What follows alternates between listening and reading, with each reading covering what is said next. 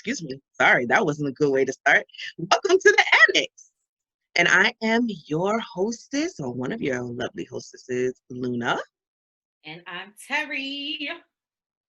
Yes. So, for those of you who are tuning in first time, we are two quirky educators just navigating through educational news and topics, the fun and foolery going on in news, entertainment, etc., and just figuring out adulthood. Right, Terry? Sounds right? Yeah, still Yeah. figuring it out. Right. So, how was your week so far? Um, so what's today? Wait, what? Oh, What day? What century? What decade? But where are okay. we? So today's Thursday. It's been okay. I've been working on planning virtually, so I've been doing that for the Mm-hmm. upcoming year. And that's it. Like I haven't really done anything this week. Like I've been really kind of. I've been in the house. This week has been a little blah, but It I have to has. say, this week I was a little bit in my feelings Oh. because not nothing bad. You know how since we were working remotely every Friday, we had like a Zoom staff music dance listening party. Yeah. I found myself honestly missing it. Aw. You And could have called me. I could have had a party with you. yeah, so know what I did? I created a playlist on Spotify for all the songs that were like the popular picks from all of our Zoom parties, and I added them to the playlist and I sent the link to everybody.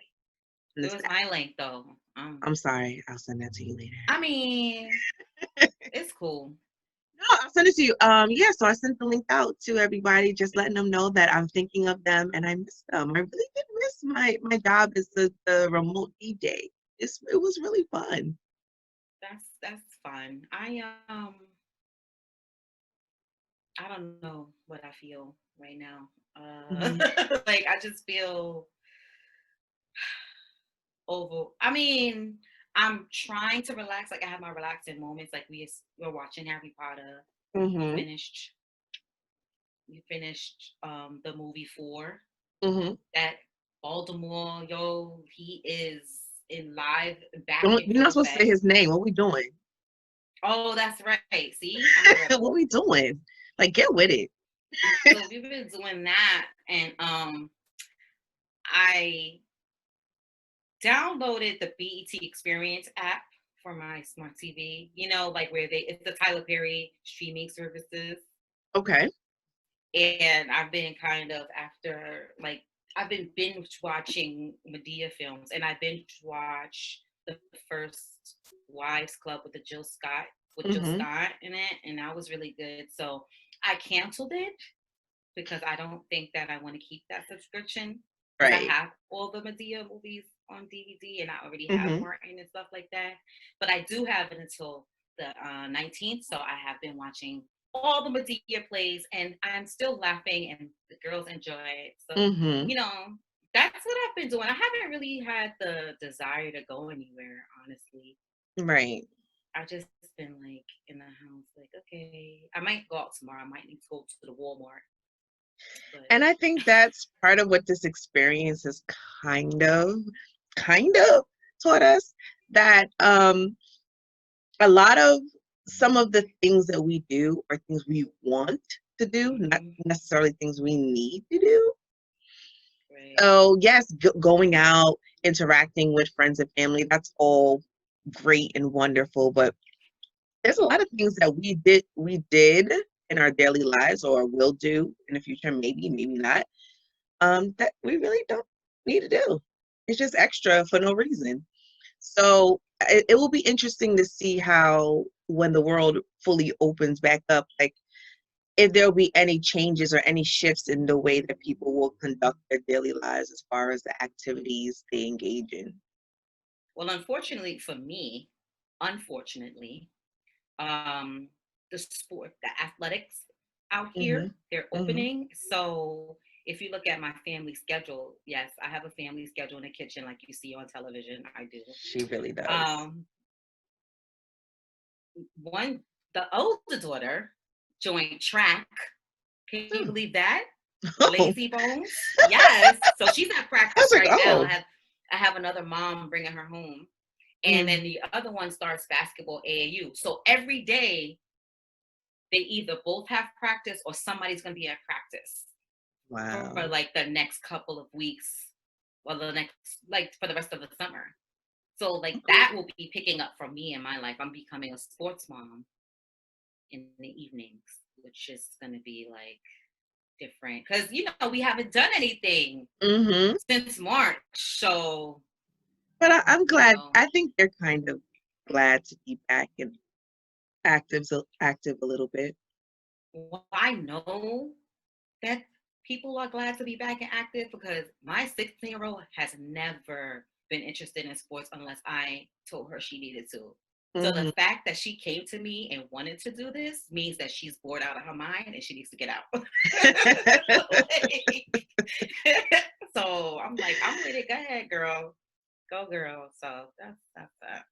That's cool. Anywho, well, let's get into scaffolds and memos. Well, you know, it's really funny because I feel like when we talk about our, you know, what we're going to discuss and we have our conversation, it's like we talk about, we make a list of these things. And then within that short time frame, the little time frame between that and the actual show, a million things happen. Like, I can't. It's like, wait, this happened? Oh, I got this email. Oh, I got this text. Oh, I got this alert. And it's just like, okay, really, guys. All right. All right. So let's start with, yes, Michael. He's afraid there's going to be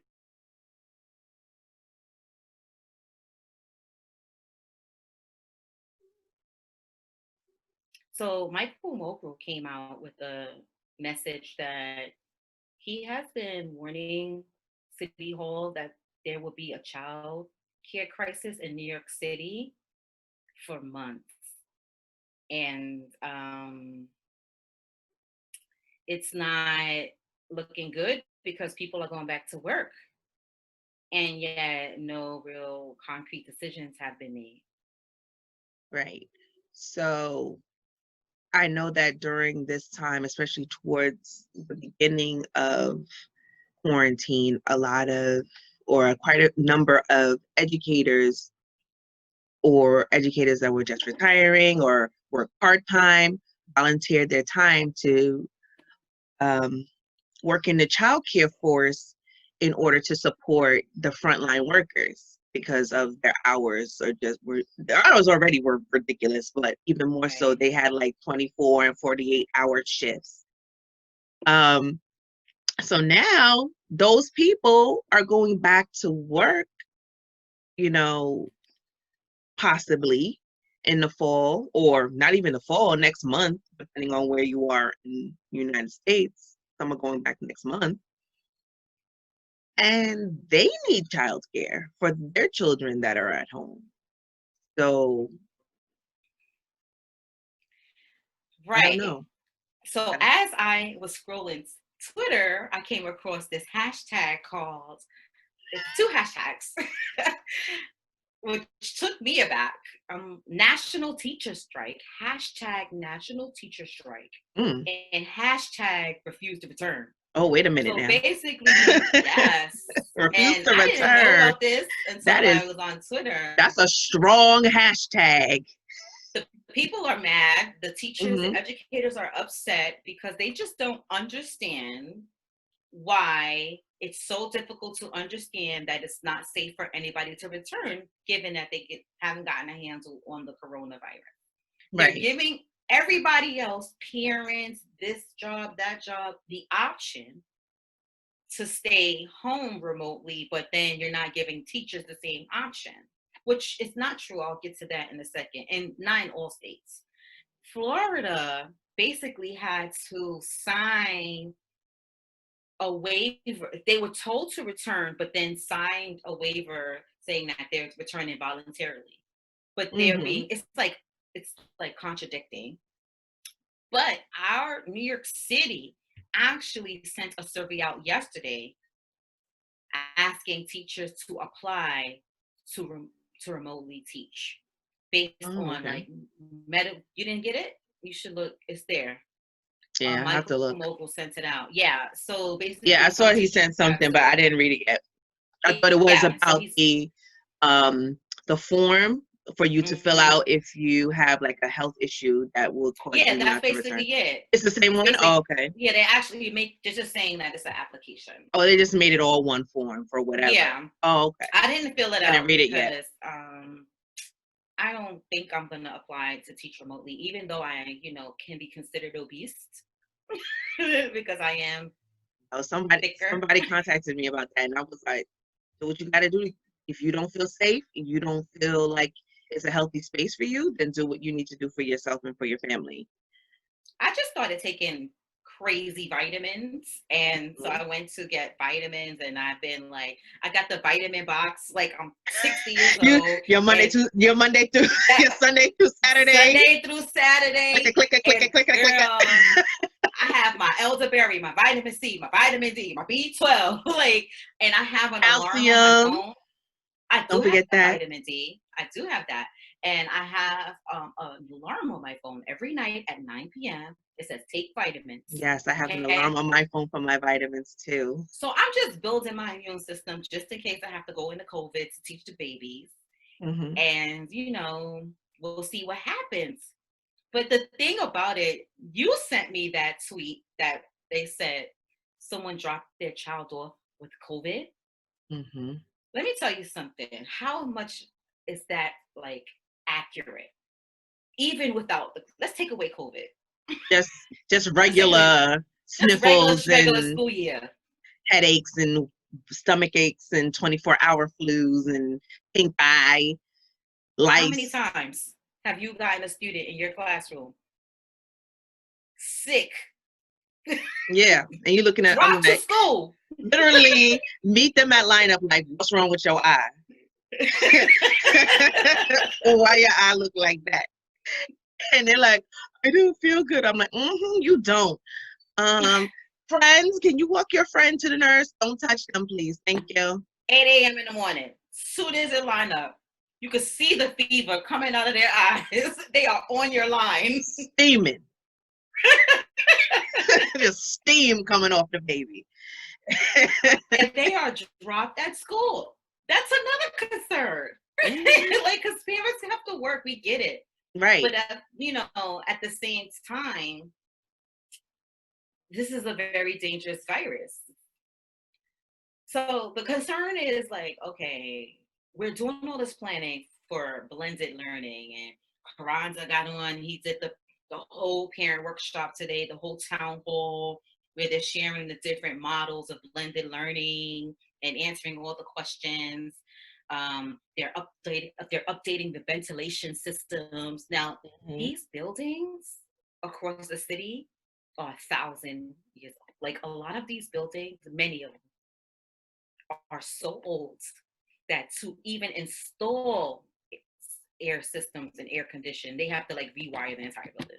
They're not even willing to rewire the buildings for internet use because the Right. bandwidth and the internet strength in a lot of these buildings are very low because they were built in the time before time, as Terry said, you know, where, internet did not exist. So it's very difficult. So that rewiring costs tons of money, which a lot of principals aren't willing to put in their budget because there are other things that are priority. So for a whole system, a air system to be put in, that has to go beyond the school budget. That has to be something else. It's And they're beyond. clearly saying that they don't have enough money to even,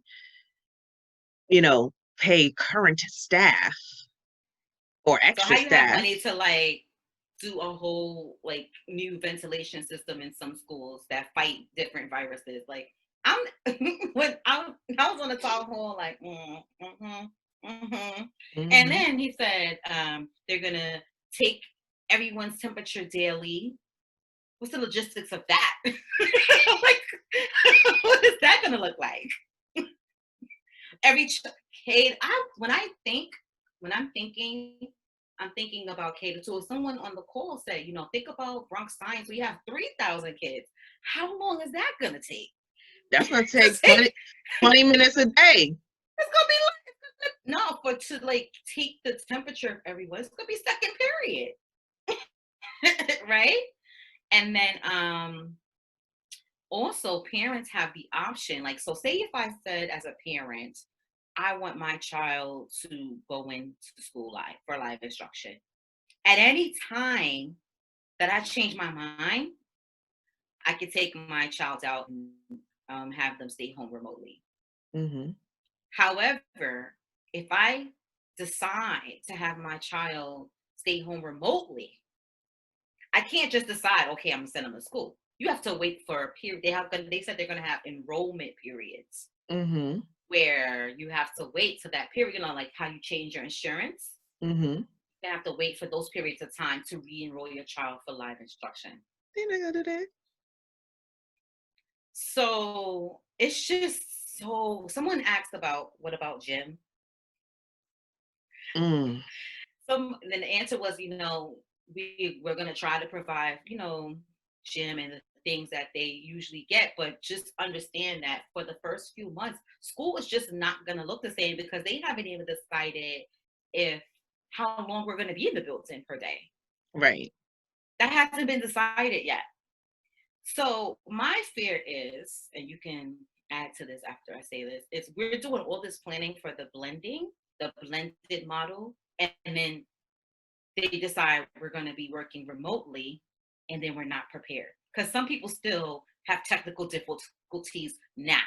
Mm-hmm. That's what I feel like we should be preparing for. Making our Bitmoji classes and getting our Google Classroom set up and learning how to do different things remotely instead of trying to figure out what if we go back, because I strongly don't feel we're going to go back. I don't know. What do you think? Well, I said a lot. That is also something to consider. But another element, I don't remember if we talked about this in the last show or not, but the other element we have to think about is all of the children that attended private schools. Oh, yeah, we did talk about that. And those schools will be or are in the process of either closing or losing a lot of students because the parents are refusing to pay this tuition, which is not covering the education that they feel, the full education that they feel their child is supposed to be receiving. So there's going to be a huge influx of children coming from these private schools into public schools, and now you have to find placement for them as well. To add, then you have teachers who are opting out of teaching live. So, Right. First of all, no one really has concrete numbers to even make any decisions or plans. Mm-hmm. They don't have the numbers because, again, there's some students that are not returning to school. They're moving, they're transferring. For whatever reason, life changes. Mm-hmm. Everyone hasn't answered the survey, right? So it's just, honey. It's just a mess, and it's just a mess right now because nobody knows. We're not gonna know until the end of August, honestly. But I think we mentioned like a few shows ago that people just they can't not know. And I understand that feeling because as well as I know, we love to plan.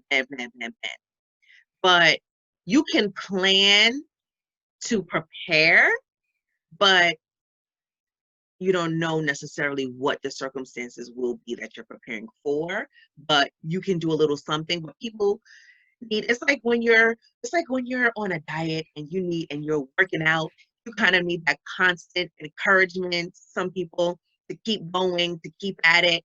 And that's how people, I think, are functioning in this way of life right now. They need like a constant, kind of confirmation of things are going to be okay because we're doing A, B, and C.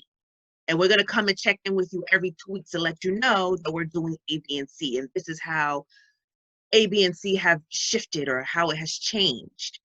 And it's like, you really honestly can't make a decision, but people just have the need. They need that comfort of knowing something. And unfortunately, that something may not be. I'm opposite of that. Yeah. So I was cool until we started talking about what ifs. Like when I saw the different models today, the different days and the different model templates and the plans, I started getting anxiety. I was literally like pulling my eyebrows out because we don't know. That gives me more anxiety rather than, I said it 1,000 times, just tell me when you know. Tell me when you know so that I can plan. You don't need to talk to me for the rest of July. I'll still do whatever lesson plans, whatever unit plans I need to do. I'll do that work.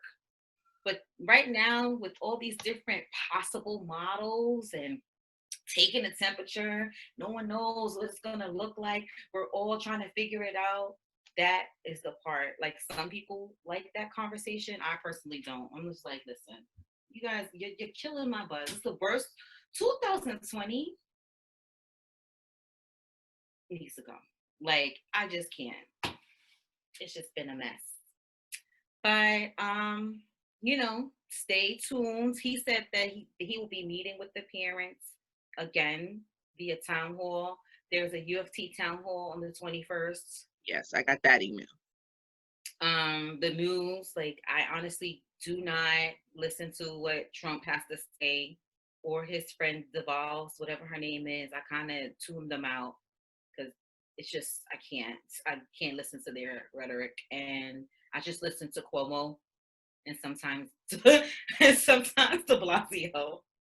But, like, you have to sometimes kill the noise. Like, you just have to turn it off. I don't listen to it at all. So you have to turn it off, like, literally. But in good news, if you are home with smaller children, Let's Learn NYC started on Monday. So basically, it's a program on Channel 13 that has phonics, science, math, read alouds, and a lot of the central staff around the city, the pre-K, universal pre-K and 3K teachers and coaches, literacy coaches from around the city implement lessons via video. Nice. Love it. And that starts at 11 a.m. on Channel 13. Oh, 11 a.m. is actually Camp TV. I don't know what that is, but it sounds fun. Camp TV. And then at 12 o'clock, it's Let's Learn NYC. So because there aren't many camps, they are doing it on Channel 13. Channel 13 awesome. Is partnering with the DOE, which is pretty cool. And I think that's it for Scaffolds and Memos. Just stay tuned. Yeah. All right, let's get on to the favorite section of the show. All right, let's get on around. Okay, so what is going on right now? Listen,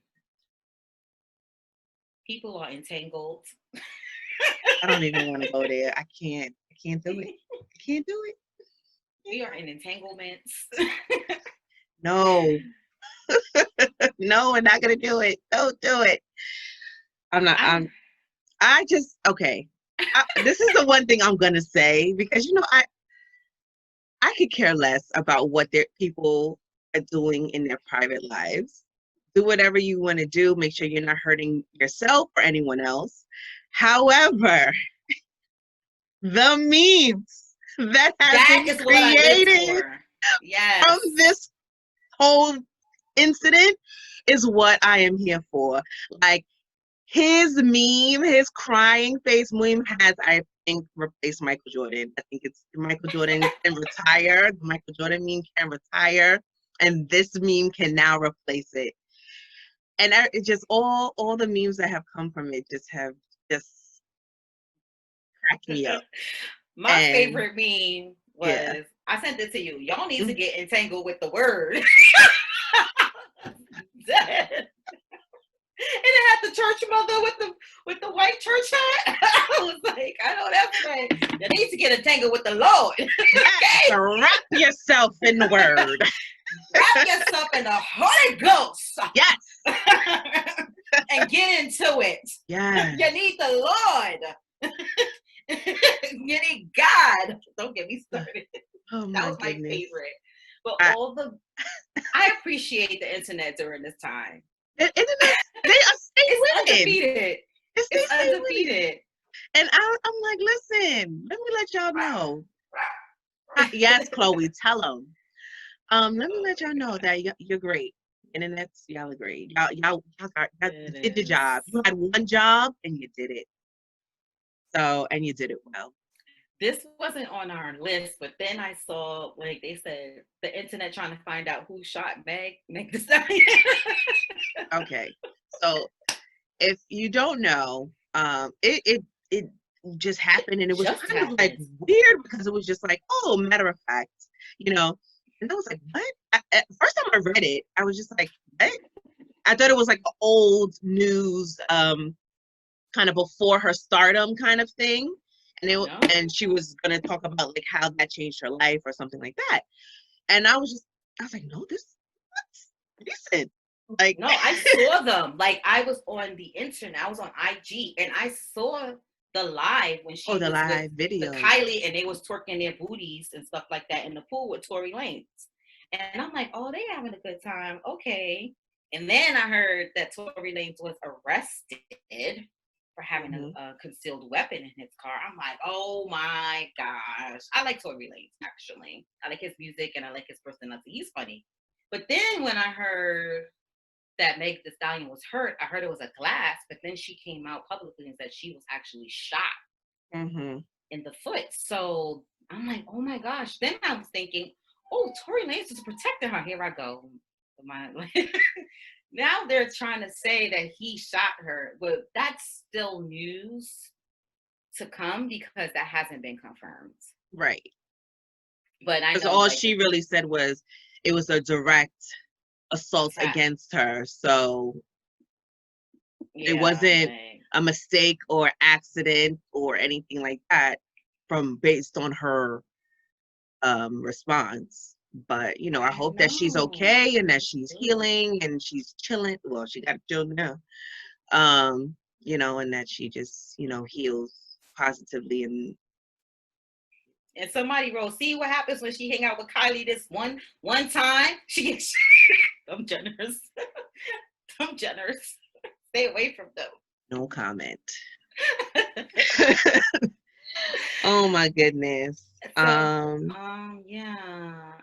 Oh, so sadly, Naya Rivera's body was found. You can talk more about that. Yeah, I mean, if you follow her career, she was a child. It was a child star. She was in a lot of television growing up. I didn't even realize that was her, and so people, they showed all the footage. I'm like, oh my God, yeah, that was her. Oh yeah, she was on that show. Oh yeah, she did do this or what have you. But she's mostly known for her role on the show Glee as Santana. Beautiful voice. And also, she was engaged and dated Big Sean. So that's another thing that people know her for. But unfortunately, it just seems like she went out boating with her son, which is probably something she did all the time growing up in that area. And they were swimming, which is probably a regular, normal activity. But something happened where I guess the tide and the rapids were too rough. So they were swimming back to the boat. And she had enough strength to get him back in the boat, but not enough to save herself, unfortunately. And this is all based upon the story that some of it came from her son's retelling of the events. He said that all he remembers was her pushing him into the boat and her going down under the water. And I guess he passed out after that. And allegedly this is a place where they know that during a certain time of the day, when you go to the beach or anywhere with water, there's usually flags or signs that tell you, okay, the high tide comes in at this time. And if you you see these flags, you need to stay between the two flags, and those kind of precautions. Whereas this place, allegedly, they know about this, but there's nothing. There's no signs. There's no flags. There's nothing there to warn, the people who patron the area, like, okay, at this time of the day, the water gets rough. Don't be in the water, you know. So if you may frequent a place like that, but you may go at a certain time of the day where there's not any issues, so you don't know. So if you go on a later time of the day for one time or a time or two, you might not know what the water is going to be like. You might not know that there's a difference in the tide. You may not even be thinking about it. And so that's what it's sounding like is what happened, is that the place allegedly stated that they are working on getting signs. And I'm like, what do you mean working on it? Yeah. You've been around for some time. It's not like you're this new place that people just started going to and you had no clue. You've been around for decades and you still have no signs. It's really unfortunate. Like, I seen, the stories when they were searching for her, and honestly, I didn't really make the connection that stories came out, and then I saw her on the show when she was with the little boy. Because I didn't really watch that Smart Guy. I didn't really watch that show, and I never watched Glee. So I'm like, oh wow. I just really pray for that's really hard. And I know her fans are devastated. She had a lot of celebrity friends come out, and they're just devastated because sudden death it's really, you can't predict it, and it's just something that is hard to deal with. So I just send all my prayers to her fans, to her family, especially her son, her friends, like all her colleagues, and hopefully they can get through this. They will be able to get through this, I'm sure, just with each other and just holding each other up. But that was a lot. That was big news this week, that story. So I thought it would be only right if we mentioned it and just send our prayers out. Definitely prayers and blessings and good vibes to her family, fans, friends, colleagues, because I was a Glee watcher, definitely. So I definitely was just like, because when I first saw it, I was like, what? No. That doesn't make sense. So yeah, and I know the Maori family was definitely close to her as well. And, they definitely, put out some information and made some statements. So, blessed as they are to have each other, to get through the loss. Right. So, yeah. Moving on. So Yandy and Portia were arrested at a protest. Someone else was arrested too. Can't remember her name. But I think one of the Black Lives Matter leaders. Yes, Tamika, I think. Yes, thank you. And, Portia is, first of all, I am a fan of both Yandy and Portia. I met Yandy at Essence Fest. Do you remember that? Yes, I was like fanning. She was fangirling for real. I'm not a fan. Like, oh my God. I'm like, I'm gonna go to Essence Fest, and if I see people, okay, they're not Jesus, but whatever. But when I saw Yandy and Jonathan, I was like, ah! Everything out the window. Done. I bought her facial products, and I still use them to this day. I love it. And I took a picture with her and Jonathan. She looked really beautiful. Like, she really looks good in person. Like, I loved it. And I'm a fan of Portia from Real Housewives Atlanta. That's actually one of my favorite housewives because Portia is one of the realest ones to me. And she's so gorgeous. Crazy. She's beautiful to me. And her daughter is too cute. PJ is so cute. And, Portia's father was a part of the civil rights movement. That's when she first came on the show, and she asked if the Underground Railroad was train and they were like dragging her. She's come a long way from that. Uh, I remember it. I remember her being how your family gonna dragged. be a whole part of the civil rights movement and you just like, oh, the Underground Railroad, we can take that. Oh my God. Like, Yeah, it was no. so crazy. Sorry, But Portia, no shade. I'm just saying. she's definitely taken up the legacy of her dad and has been out here fighting hard because right now, at this time, Brianna Taylor's I had a brain fart. The officers involved in her murder are They are not still arrested. chilling. That's Yes. how much my brain hates to talk about it. Like It's it like, stopped. no, omit, Yeah, delete, it delete. stopped. It literally just stopped because I'm over it. And it's so funny because also the George Floyd officers, they're out on bail, chilling, and their case is not until 2021, their trial, Mm-hmm. which is ridiculous. Meanwhile, Khalif Browder, do you remember that story? When he went into Rikers and he committed suicide when he came out. It's a Netflix Mm-hmm. special about Rikers and how it kind of he really was abused. Was in jail and being detained for suspicion of stealing a book bag. Mm-hmm. So again, I have like multitudes of the two justice system, the examples of different someone Right. Caucasian and someone Mm-hmm. Black, same case, same charges, with how they're Treated charged differently. and treated differently. So even though things may not be trending as much as it should be, still the fight is still going on. I'm still fighting to this day.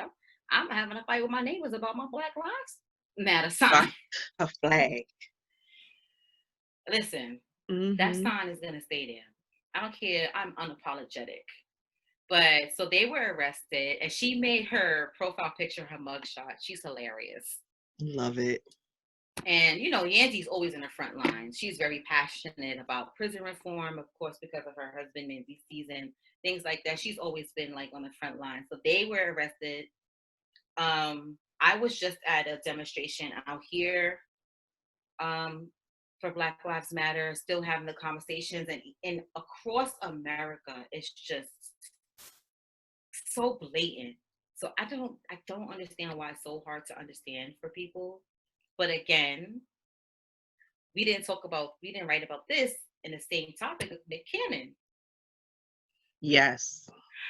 So everybody knows, if you don't know, Nick Cannon was fired from Viacom because he had anti-Semitic statements. Now, when I saw his clip, I was like, "Oh, it's a lie.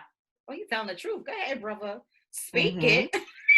Right? That's history. Get into Yeah, it. because in all honesty, I didn't see the whole podcast. I just saw a snippet. So what I'm saying is based upon that snippet. And that snippet to me wasn't anything anti-Semitic per se. People may have been offended by it, but it was not anti-Semitic. It wasn't anti-Semitic rhetoric. It wasn't racial in any way. It was just stating historical facts. But the problem with history, a lot of the times, is the people who write history are usually the oppressors. So Mm-hmm. when you restate part of the history that was not included in the oppressive perspective of history, they get offended. So yes, people may have been offended by it because he said some things, or he used adjectives that people may not have liked. But the facts that he was stating were not fake news or fake No, history. They were facts, it but wasn't they an may have opinion. not agreed with the adjectives he used, like, or the nouns he used, because he used words like savage and things like that, and people may not have liked that. But I don't the section that I saw, don't think that he was saying anything racist. So because he has a certain image from other people's perspective, probably Viacom perspective, they wanted to maintain that image. So they probably, and this is all my speculation, probably said, hey, we need you to apologize. And he was like, nah, I'm not apologizing for what I said, you know? And I feel like that's what he originally was like, no, I'm not apologizing because what I said is everything that I just said, her, Luna, what I just said, that is historical fact. I'm not apologizing for stating historical facts. And they probably said, all right, then you bye. So now he released an apology. An apology. Which saddened me because after he did all of that and he said, I'm not apologizing, and even Puffy, or Diddy, as the young people know him, he's Puff, said, yo, later for that, come to revolt, we got you. So I don't know if he got that memo before he put out his statement, because the wheel of social media and the news and things like that. I don't know when things are posted or officially released and things like that anymore. But he released that apology. And I don't know if that apology was, like I said, for the nouns and adjectives that he may have used, or it was for everything that he said. I know that our people of color are very upset that he apologized. Because why do we always have to be apologetic? When Goya, he was unapologetic for supporting Trump when Trump literally targets the Latin community, the Latinx community, literally. So it's really unfair that we have to apologize. That's why you need to have your own. See, Goya didn't have to apologize because he owns Goya. He's going to make his money. You can't tell him nothing. But I still feel like Nick had enough money to be like, deuces. So I really don't know what was said. That's what I'm saying. We don't know what goes because for him to come out and apologize behind the curtain, girl. When I looked at the list of the Viacom channels and BT was on there, which I kind of knew. I called cable trying to cancel like my Viacom channels. Like, I'm not supporting this. Like, I still don't want to support it. I will not be like watching MTV. I'm really sad that BT is a part of that. Like, we got to do better. What do we have that's ours? What do we have that's ours where we can be unapologetic? You understand? So, like, even with my Black Lives Matter sign, I feel like this is my house. I pay for this. Like, it's mine, even though it's in a condo. But I'm still going to keep it up because I feel like I pay my fees and I could do what I want. I'm not, renting. That's different, That's why we have to liberate ourselves. And get things, and we need to more like, I'm here for like buying Black, like I'm really trying to pay more attention, and it's hard because like it's not always accessible. Yeah, I don't have any Black supermarkets. Like, literally I have to drive an hour to go to a Black owned restaurant. There's none here, you understand? The Black owned beauty supply store is in Brooklyn. Like, it's kind of hard. I think it's easier in the South, I feel. I don't know, but not like, you really got to search to support Black, or just do it online or shop online, which, I bought the Black girl sunscreen and trying to like, and every time you send me something, I'm like, is it Black owned, trying to. But I'm really, really shocked that I was not expecting him to apologize at all. Because I'm like, he has the money. He can start his own network. And everybody was supporting him. But I don't know. Yeah, like, listen, I really wish I could have been a fly on that wall. We don't know. What they got on him? The scandal. The scandal. I need Olivia Pope to be like in real life and just figure this all out. She could get to the bottom of all of this. Yeah. But, it is what it is. So blessings to him and his family, of course, because I think that at the end of the day is his priority. Yeah, definitely. Those children are beautiful. Mariah's great. Even though they're not married, but they're still family. So I finished watching Legendary. legendary, legendary, legendary, legendary, cow, bat, bat. Say it again. Yes. So my friend Treasure, who's a part of the ballroom scene, Yes. explained to me that there is the girls are in an uproar, honey, because the House of Balmain won, which I actually like that house. That house was one of my favorite houses. I was rooting for them because they were so good to me. The blind eye, someone who has not been in ballroom. But apparently, like, the controversy is just that Legendary didn't really represent the true ballroom. And there was a lot of favoritism and politics behind it. So, you know, some people went on their live and was just, you know, explaining how, like, someone got kicked off the show. Well, they portrayed that the person left the show.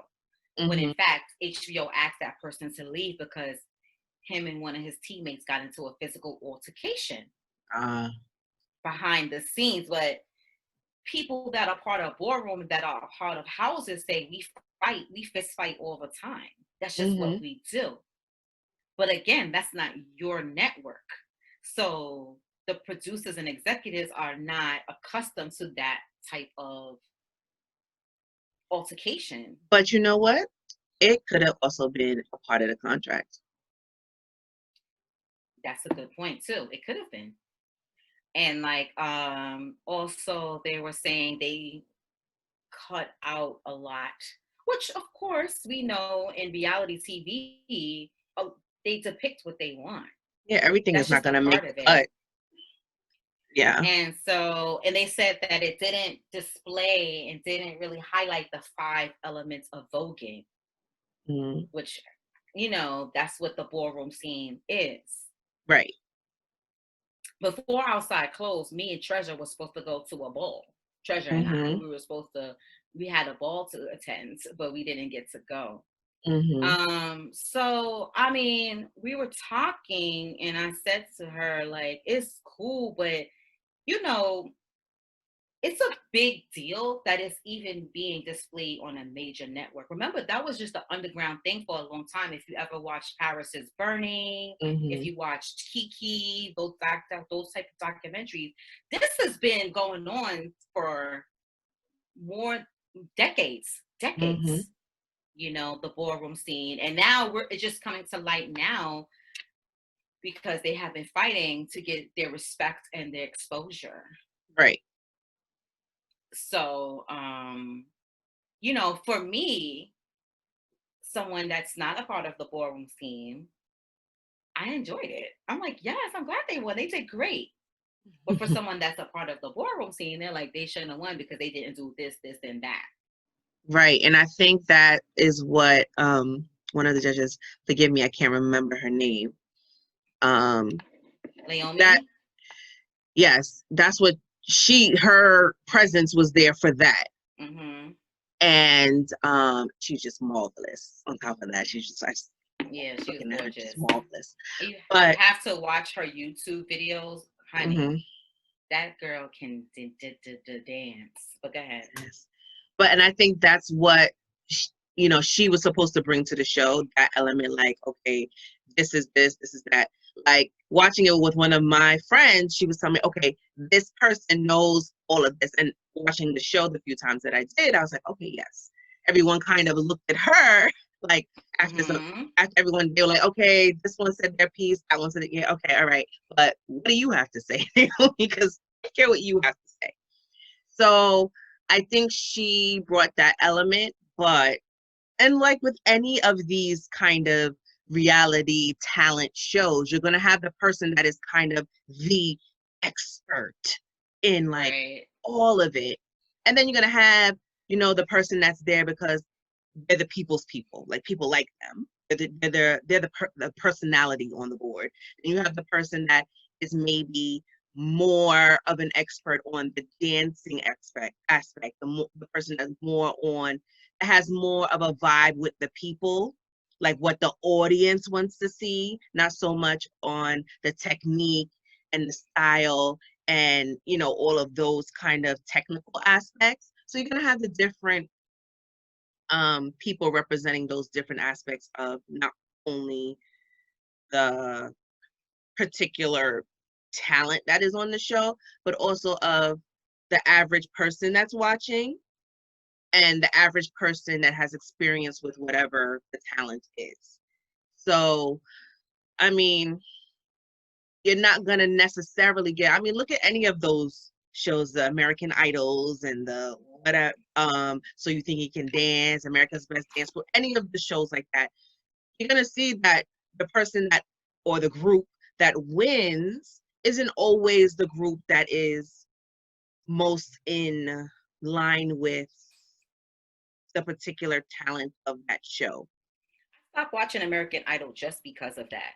Because outside of Fantasia, I was every time someone won, I was just, to me, I said to myself, like, well, I don't understand, you know? And also, when you leaving it, when with those type of shows, so you're leaving it to the public vote. The vote, yeah. The vote. Yeah. So everything is political. Here's my point. Like, so you remember when Black people started, you know, being debuted on television, we definitely were not depicted the way we would have liked to be depicted on TV. I think Right. the first time we had, you know, a good representation for me and my generation was the Cosby Show. Well, you're not a geek. It was one of the really positive ones that I remember was Uhura from Star Trek. And she actually was going to quit. But you know who called her and said, you can't quit because little Black girls are watching you? Dr. Martin Luther King. Okay, Dr. Martin Luther King told her not He to quit. Called her personally and said, you cannot quit. Why did she want to quit? Because she just felt like it was just too much going on. Like, we talk about, celebrities talk about all the time, like how like on the set there's sometimes bad energy, you don't get treated as well. And that was back in the day. Yeah. Mm-hmm. And she was one of a few minorities on the show.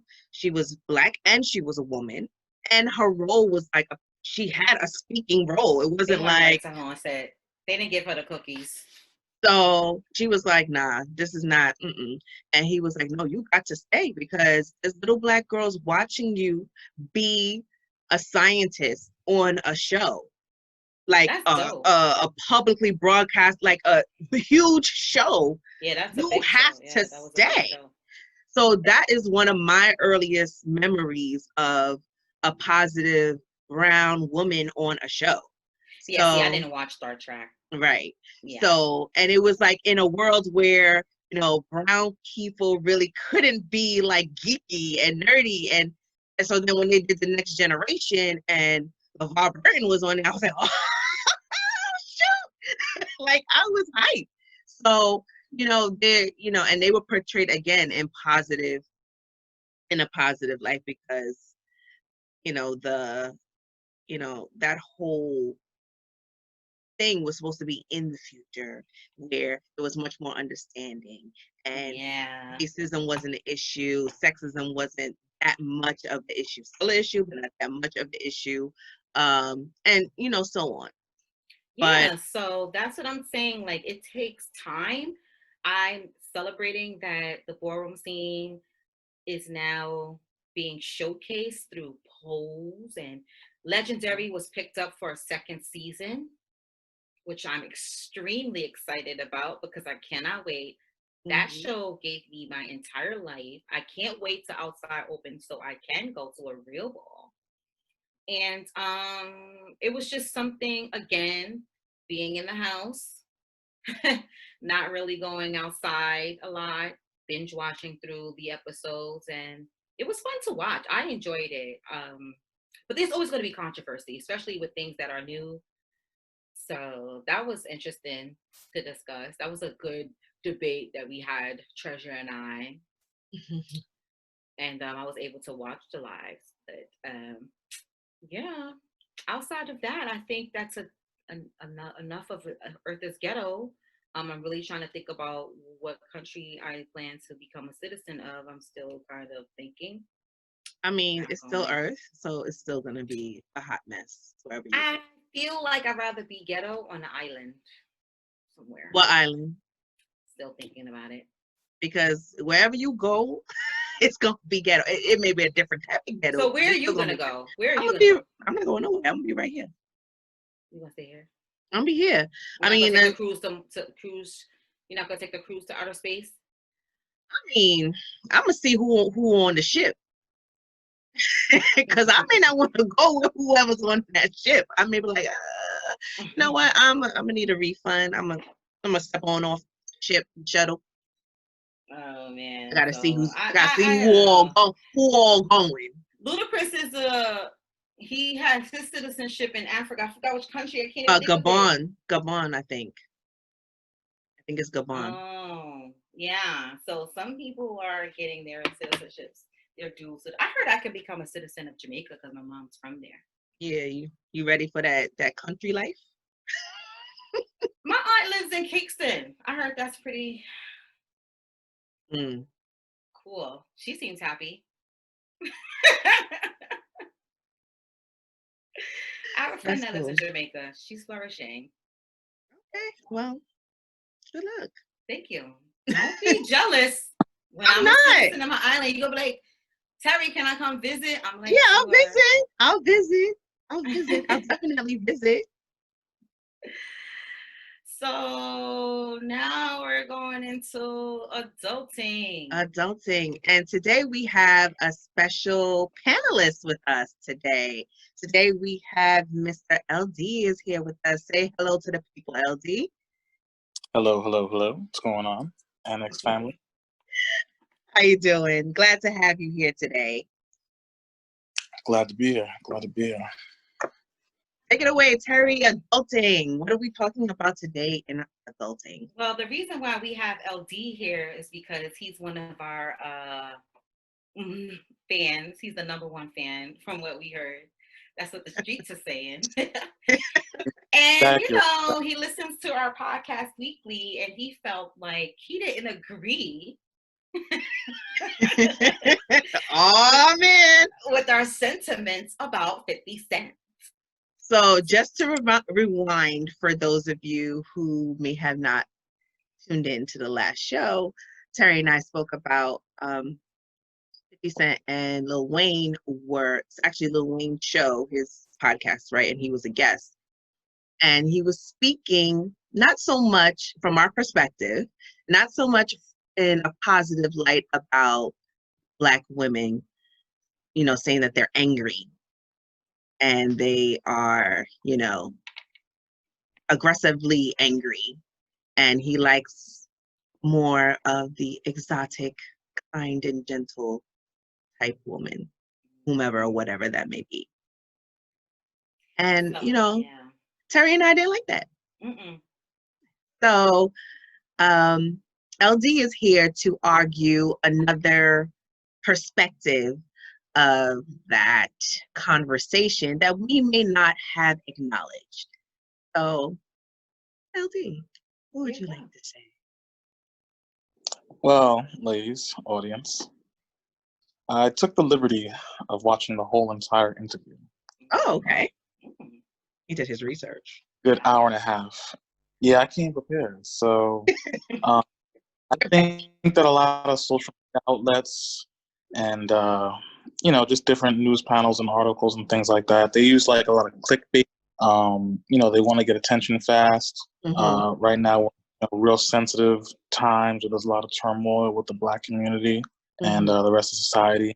And so, you know, anytime anything is mentioned that has to do with Black or Black people, you know, it's going to get attention. It's going to get attention and it's going to bubble. So I think that this may have been, and I'm willing to hear your feedback, this may have been another case of something that was taken out of context and quoted, where I noticed a lot of 5-minute clips on the internet when I researched this.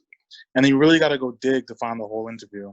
So I did that, and I just wanted to share what I found. I'm Share, sure please that share. I think that the word exotic, right, was kind of weaponized, if you will.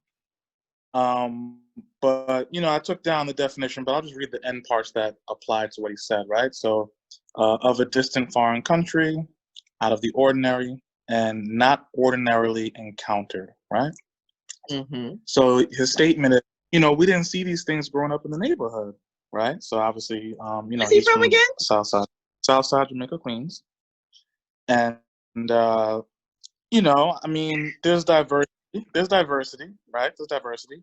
Yes. The woman in question that he's talking about now, I guess right now he deals with a woman named Cuban Link. I assume she's Cuban. And the woman he dealt with before that, Daphne Joy, she was Filipino and Puerto Rican. But I say that to say this, right? So if he's saying that he's just seeing, I guess, a certain type of woman in his neighborhood, and now he has access to travel the world, right? Because he grew up poor or what have you. He didn't travel. He probably never been on a plane, right? I think that some of us have seen the movie.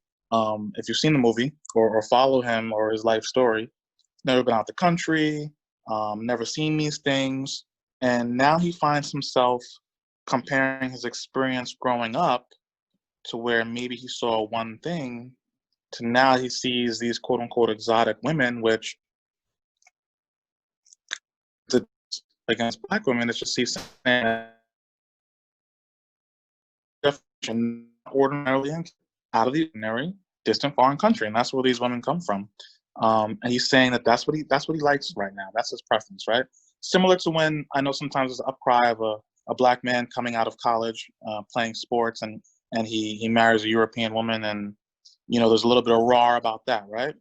So he goes to say that this was the statement, right? He says that he gets defensive when angry black women question his choice in women, and he knows he's acting out of defense when he responds harshly, and that his response is not real. This is what he says in the interview. This is stuff they didn't play. He made mention of all this. He said that his grandmother, who's black, is the woman that he loves the most on earth. Like, he'll never love anybody more than his grandmother, which is a black woman. So, I think that there's no love lost for black women on his end, my opinion. And I think that he has a personal preference that a lot of us in society, but don't necessarily have the platform that he does to share that opinion, family, light, dark, just those type of things. What do you guys think? Well, I mean, everybody can have their preference, but like a wise man told me that when you have a platform, you have to be careful about what you say. Right. So, given his platform, him saying angry black woman was a trigger. Right. And hence why he received the backlash that he received. Now, he might not have, meant it that way. But again, he's on a platform. It's one of the biggest hip hop stars, himself, and Lil Wayne. So of course, him saying we already have a chip on our shoulder when we're called angry and black and angry black woman. We don't like that. So like, it's just not something that we enjoy to be called. So him saying that was just distasteful. And I read that he recanted on that because of the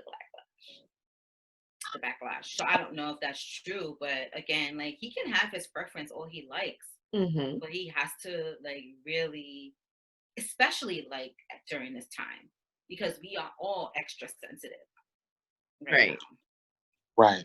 Yeah. Yeah.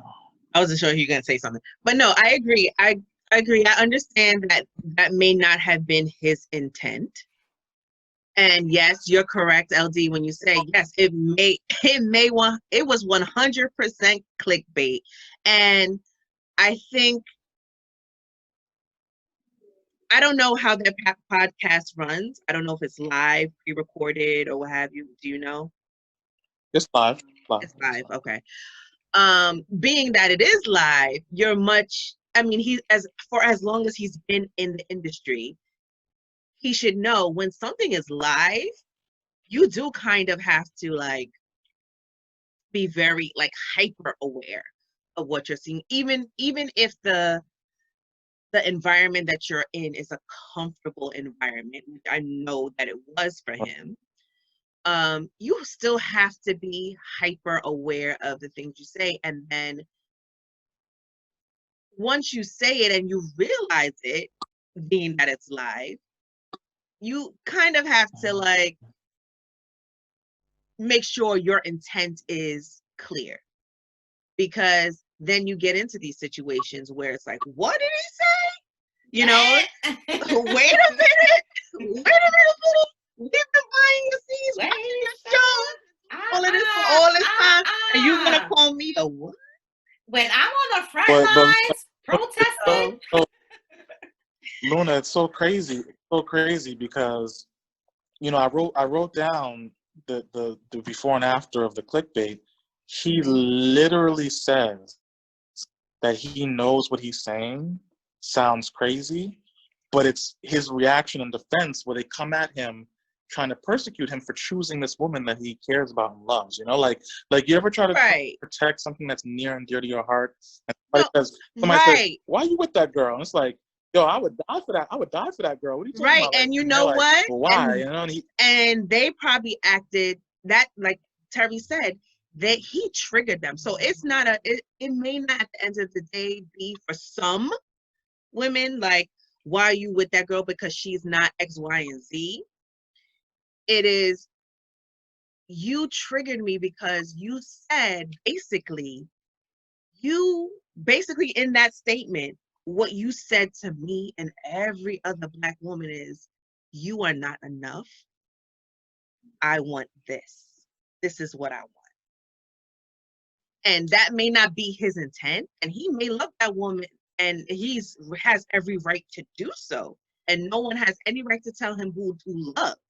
However, what you're not gonna do is speak negatively or speak hate speak about a whole community that held you up for your whole life, your whole career, and then tell them, I don't like you. But if he knew his history, that's the problem. It's not so much of, and there may be women out there that's like, oh no, he went for that girl because she looked like this and has that, and there may be some that have those feelings, and you know, it's whatever to them. But I don't think that that's the problem, because he's allowed to love whoever he want to love. You know, there's plenty of Black men who are in love with or have married women who are not Black and are still pro-Black. It does not change how they feel about their mothers, their sisters, their nieces, their cousins.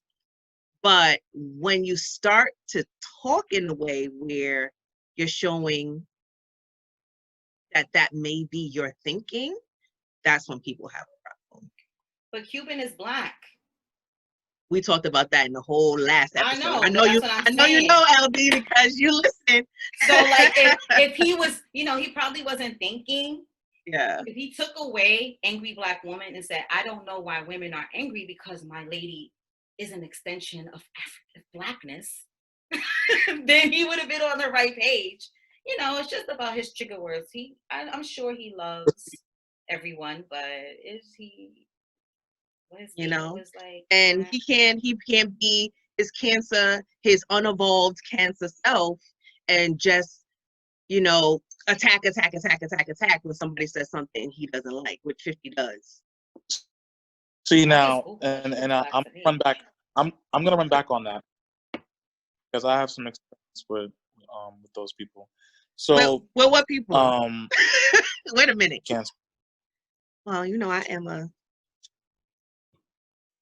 So I don't know what that is, but yeah, I'm an evolved cancer. Oh, okay, got it. This is why I encourage people to listen to the whole interview, because it was in conversation when he made his comment. He didn't go to attack and say angry Black women. He said, you know, and I don't like when angry Black women, meaning that Black women that are angry about his relationship, approach him and start to inquire about why he made this choice. He wasn't speaking to all Black women. And that's why I think that's very difficult with these clips, and send them out into the world, because all you're getting is that little piece, and then it becomes like a misquote. And it's like, well, geez, I guess not everybody wanted to listen to an hour and a half of, Lil Wayne and 50 Cent talk. And all they're gonna get is what we feed them, right? You're gonna just take what these social media outlets feed you. But I literally sat there with it, and he knew the ramifications of the statement, which is why he said, understand that this is a response that I'm doing as a defense mechanism.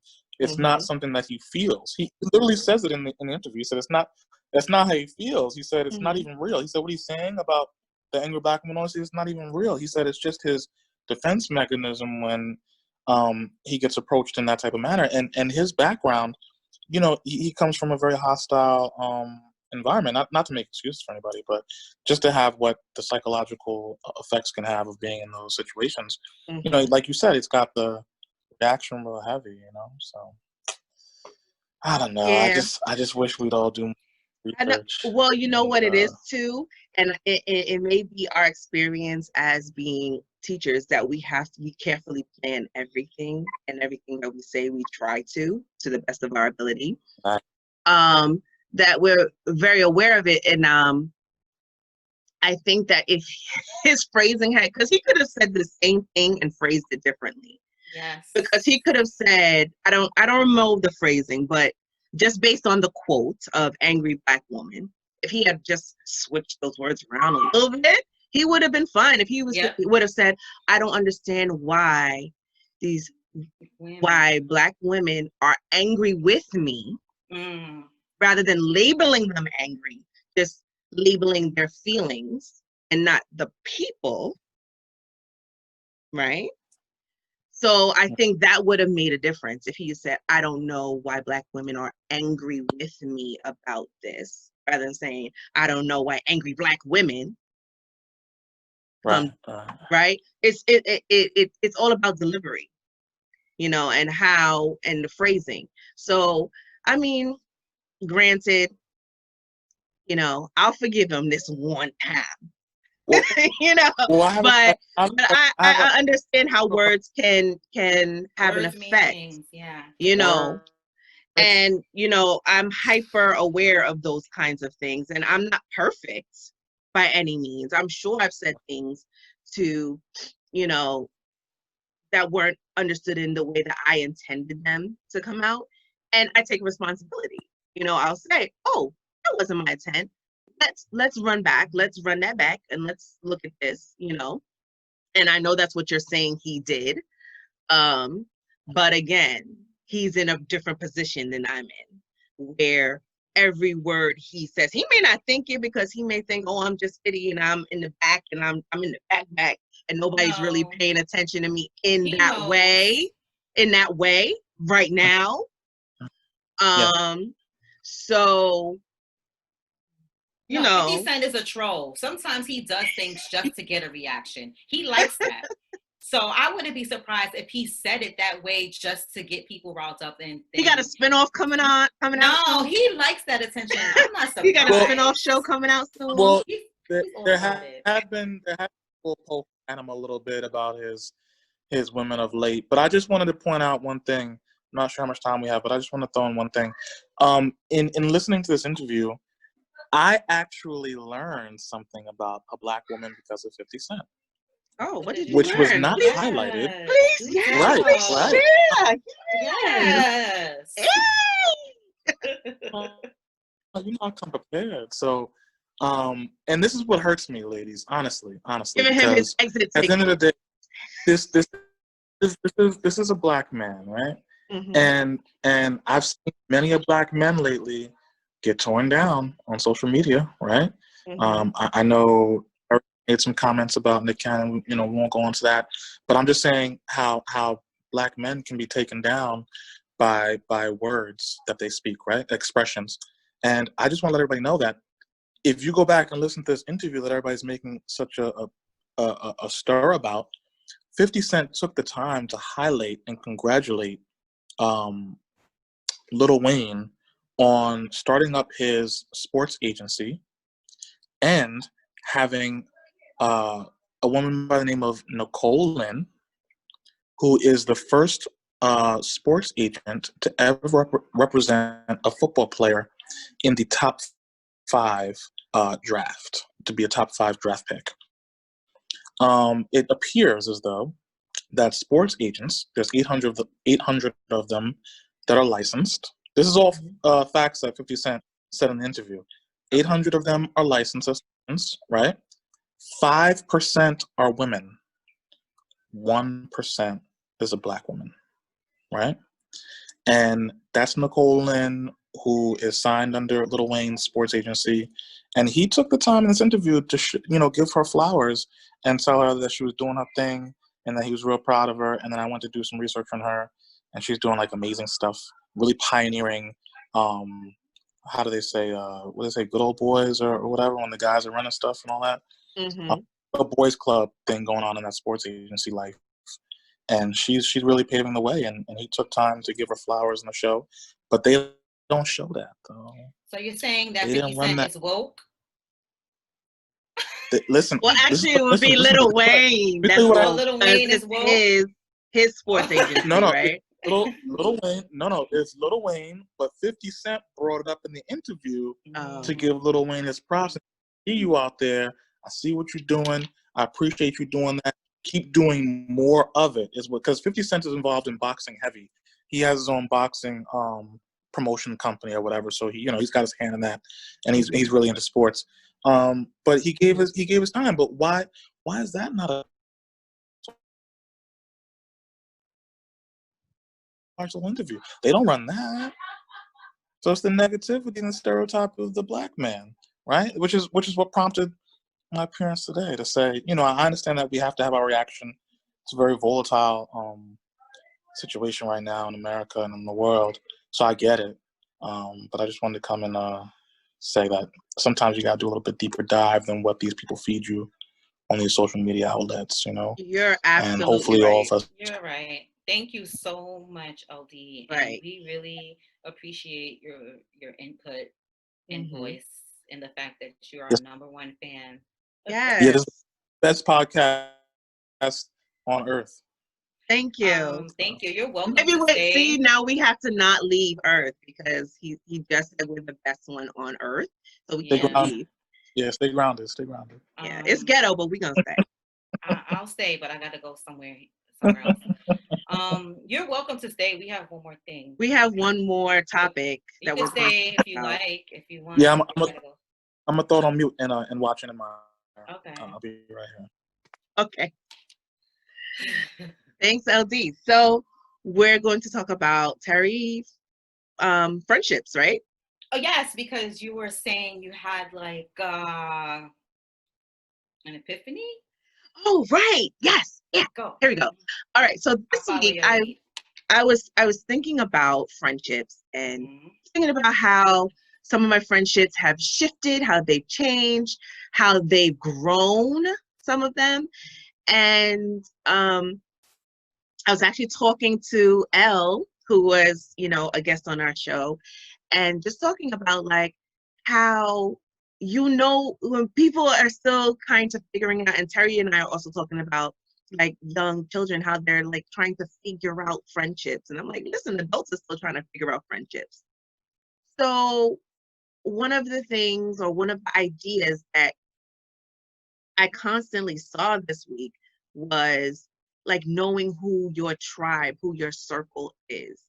And one of the things that came out of that was, or one of the statements I should say, is basically whenever you have a celebration or a joy that you want to share, it should always feel like just that. It should never feel like you're bragging or boasting. If you're in a circle where you feel like you can't share your news, your joys, your celebrations, because you fear that they will look at you like you're bragging, then that is not your circle. Because there should be rejoicing when someone in your circle has grown or done something amazing, and regardless of who it is. So whether you're sharing or someone in your circle is sharing with you, there should be immediate feeling of joy, like, yes, we did it, almost. Yeah. And, and I try to think of all the times when I did feel like that and the times I didn't feel like that.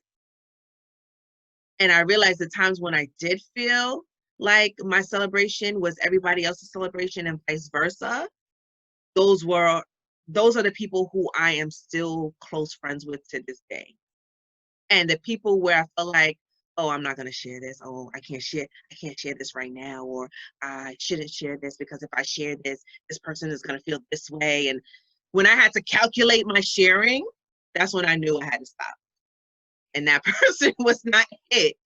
And I was just like, does anybody else feel that way? Like, do they feel that the people in their tribe are their tribe because of how they grow together? Even if they have to spend a moment of time where they have to kind of be apart and then grow and then come back together.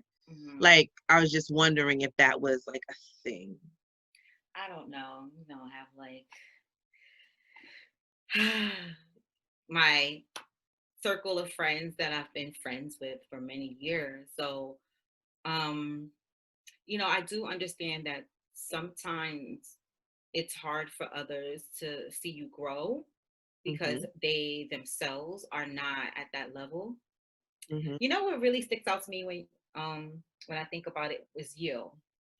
When we were teaching in the same school for many years, and then when I applied for this new position, you were actually happy, and you was like, "Bye, girl," and I was like, "Wait a minute, you're not sad."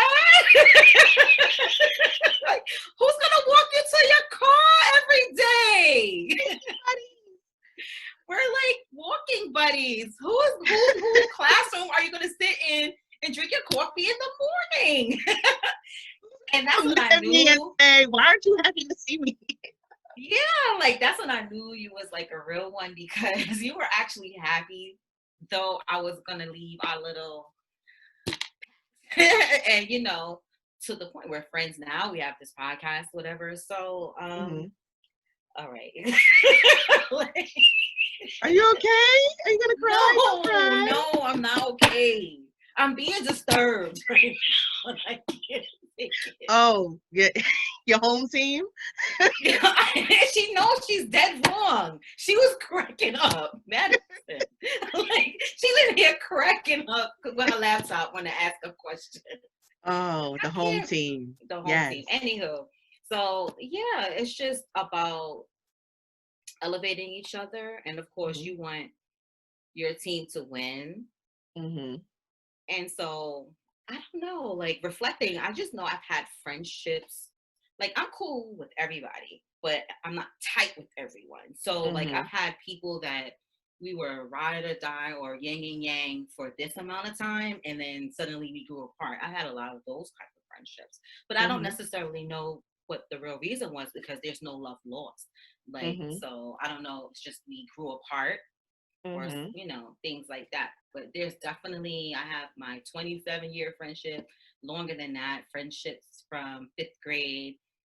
Most of my friendships are long term, and we are all, most of us are on the same page, as on the same level. But you definitely, want people to pour into your life, and you also don't want to be. One of the things I learned is I'm a pourer. I pour. And a lot of times I get empty and I don't have anything because I'm not really being poured back into. Right. And that's something that I have to work on. Like, it's okay to say no. Like, I don't have to be there for everyone, for everything. And I think that's another part of it that you learn, because when you do finally say no, you got to look at how people react to that no. Yes. After you've said yes 80 million times and you gave them one no, and I think that was another aspect, another level of that I, realized, like, it was like, it was yes, okay, yes, okay, yes, okay, yes. And I finally was like, okay, no, I don't want to do that. Like, what? How dare you say no? Like, what? How dare I say no? I don't have to be there. I don't have to do that. Yeah. The same way you didn't have to do the whatever you needed to do, but I went anyway and I was there anyway. But, you know, the reciprocity has to be there, the balance has to be there. And I think that's the basis of any relationship. It has to be some level of give and take. And when you're, and I know you are a constant giver, you know, without question giver, you know, at some points, people take advantage of that, or they become comfortable with it. And so when that shifts and that changes, they've decided then something is wrong with you. Right. And that, and you know, and that's a part of the whole, you know, just knowing and trying to be like, no, I don't want to do this. This is not the time for me to do this. I don't feel comfortable doing this. And the other person that's part of that friendship relationship should be like, okay. But sometimes that's not the case. So, like you said, that was something I had to learn as well, because I just can't help giving, because I come from a family that showed me like you need to give and take care of other people. It may be a family thing, it may be a cultural thing. I don't know what it is, but you know, I came from a family where my parents would literally give the shirt off their back to somebody who would turn around and cuss them out, you know? So, you know, that was kind of my example, minus the cussing out, because I was like, listen, I had zero problem telling somebody, I didn't have to do this. I wanted to do this because I care about you. About to curse. I was ready. Oh, you're ready? You about to curse? Sorry, I didn't do it. I'm sorry. Sorry.